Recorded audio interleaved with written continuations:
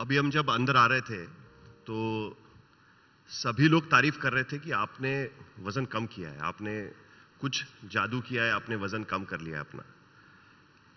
हालांकि मैं शुरुआत इसी से करना चाहूंगा कि मुख्यमंत्री आप रह चुके हैं, अब उप मुख्यमंत्री हो गए, तो क्या पॉलिटिकल वेट भी कम हुआ है इस वजन के साथ में? क्या इसका ये मतलब निकाला जाए? क्योंकि सब लोग तारीफ कर रहे थे, इसके लिए मैंने सोचा इसके लिए आपको पूछ लें। वजन कितना कम हुआ है मुझे पता नहीं है, लेकिन मैंने मेरे टेलर को टाइट किया है, इसलिए उसने ऐसे कपड़े सिलाना शुरू किया कि जिससे वजन कम दिखता है। और पॉलिटिक्स में वजन आप कौन से पोस्ट पे है इससे डिसाइड नहीं होता।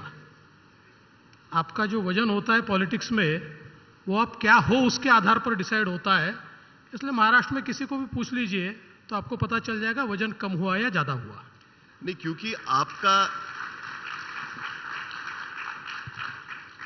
क्या है ना सर कि ये तो हम देख रहे हैं कि आप पर काम का बहुत बोझ डाला हुआ है। आप चीफ मिनिस्टर थे, तब भी आपके पास जितने पोर्टफोलियोज नहीं थे उससे ज्यादा पोर्टफोलियोज आपके पास है।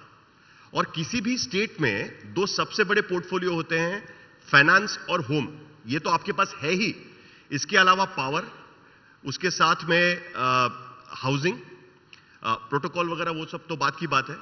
Law and judiciary, you name a department जो आपके साथ में। इरिगेशन भूल गया। इरिगेशन, तो 6 से 7 डिपार्टमेंट्स आपके पास में है।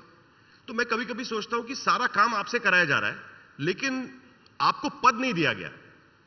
आप मतलब ये सारा काम आपसे कराएंगे, लेकिन चीफ मिनिस्टर कोई और रहेगा। क्या ये हम मान के चले? क्योंकि आप पर काम का सचमुच में बोझ है। उसके साथ में आप 6 डिस्ट्रिक्ट के गार्डियन मिनिस्टर भी हैं। सो ऑलमोस्ट पूरी सरकार आप चला रहे हैं, इस तरीके से मैसेज जा रहा है। ऐसा है कि जो लोग गवर्नेंस को या गवर्नमेंट को बाहर से देखते हैं उनको ऐसा लगता है। चूंकि मैं चीफ मिनिस्टर रह चुका हूं, इसलिए मैं ये जानता हूं कि अभी 6 ही डिपार्टमेंट मुझे देखने पड़ते हैं। चीफ मिनिस्टर को सारे डिपार्टमेंट देखने पड़ते हैं, क्योंकि रूल्स ऑफ बिजनेस के हिसाब से करीब करीब सारी डिपार्टमेंट्स की फाइल्स ये चीफ मिनिस्टर के पास जाती है। दूसरा, एज ए गार्डियन मिनिस्टर मुझे 6 ही डिस्ट्रिक्ट देखने पड़ते हैं। चीफ मिनिस्टर को सारे डिस्ट्रिक्ट्स देखने पड़ते हैं। लेकिन मैं आपको केवल इतना ही कहना चाहता हूं कि चूंकि अभी हमारा मंत्रिमंडल का विस्तार बाकी है, तो मैं ये जो 6 पोर्टफोलियोज मेरे पास है, ये अभी एक प्रकार से जब तक विस्तार नहीं होता तब तक के लिए है। विस्तार के बाद ये पोर्टफोलियो किसी और के पास जाएंगे। लेकिन मैं ऐसा मानता हूं कि सरकार एक सामूहिक प्रयत्न होती है, और मेरे जैसा व्यक्ति जिसने सरकार चलाई है, मैं ये मानता हूं कि हमारी सरकार में पोर्टफोलियो किसी के भी पास हो, उसको यशस्वी करना, टू मेक हिम सक्सीड, ये हमारी जिम्मेदारी है। और इसलिए 6 पोर्टफोलियो हो, 10 हो, 2 हो या 1 हो, मेरा हमेशा यह प्रयास रहेगा कि महाराष्ट्र में लोगों के हितों के जो विषय है वो हमारी सरकार बड़ी तेजी के साथ उसके निर्णय करे। तो मुझे ऐसा लगता नहीं कि कोई बहुत बोझ मेरे ऊपर है। मैं तो ऐसा कहूंगा कि आई एम एंजॉयिंग। लेकिन सर, ये सवाल मैंने इसलिए पूछा, मैं आपको बताता हूं, और काफी सीरियसली, दरअसल ये गंभीरता से हमको देखने की जरूरत है। क्योंकि जब आप चीफ मिनिस्टर होते हैं तो आपको पता होता है कि आपका मैंडेट क्या है, आपको एज अ चीफ मिनिस्टर क्या करना है, किस तरीके से सरकार चलानी है। आपका एक अपना विजन होता है, और उसके आधार पर आप अपनी टीम को आगे लेकर जाते हो। जब आप डेप्यूटी के रोल में होते हो, तब आपका मैंडेट क्या है वो आपको चीफ मिनिस्टर की तरफ देखना पड़ता है। As a deputy chief minister आपकी पार्टी ने आपको क्या मैंडेट दिया है? जब आपको चीफ मिनिस्टर बनाया था, तब पार्टी ने क्लियरली आपको कहा था कि आपको पार्टी लीड करनी है, सरकार लीड करना है, और आपको आगे बढ़ना है।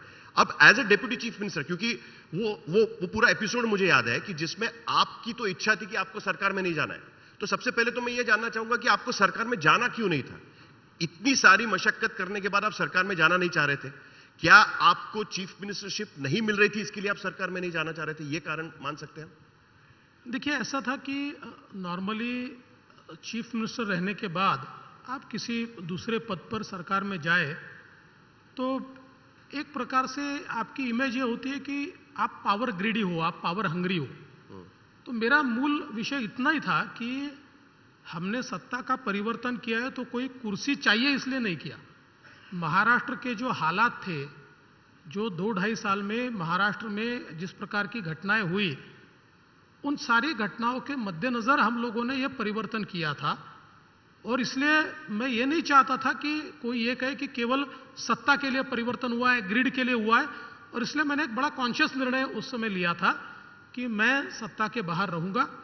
लेकिन जब मेरे नेताओं ने मुझसे बात करके मुझे कहा कि पार्टी के महाराष्ट्र के आप नेता हो, ये सरकार हमको चलानी है और इस सरकार को चलाने में आपके अनुभव की आवश्यकता है, इसलिए हमको ये लगता है कि आपने जाना चाहिए। और एक बात हमारे नेताओं ने जो कही, आज जब मैं पीछे मुड़कर देखता हूं तो बात मुझे सही भी लगती है।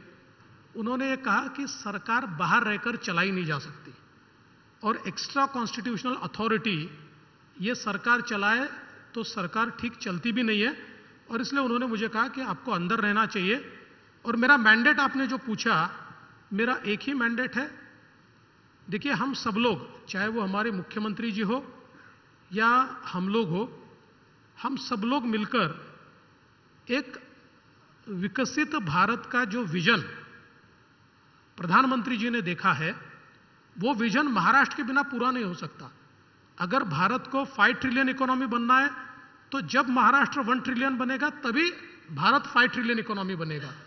तो ये जो विजन है कि देश के अंतिम व्यक्ति तक विकास को पहुंचाना, यही हमारा मैंडेट है।